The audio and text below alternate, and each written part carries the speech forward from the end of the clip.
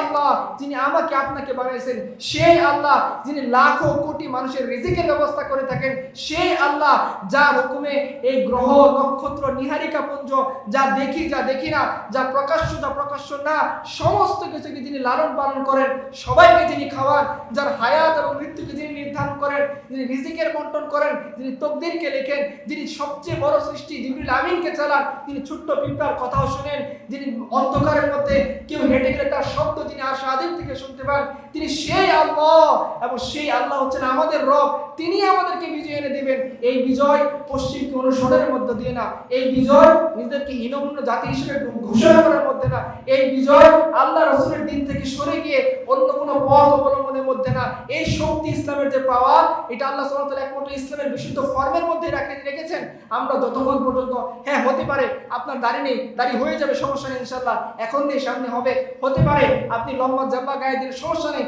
আস্তে আস্তে জামা লম্বা হয়ে যাবে, কিন্তু আপনি যদি আপনার সে আত্মপরিচয়, মুসলিম আইডেন্টিটি, ইসলামের বিশুদ্ধ ফর্মকে আপনি আঁকড়ে না ধরে থাকেন, তাহলে আপনি কখনোই এই বিশ্বের সামনে জয়ী হতে পারবেন না।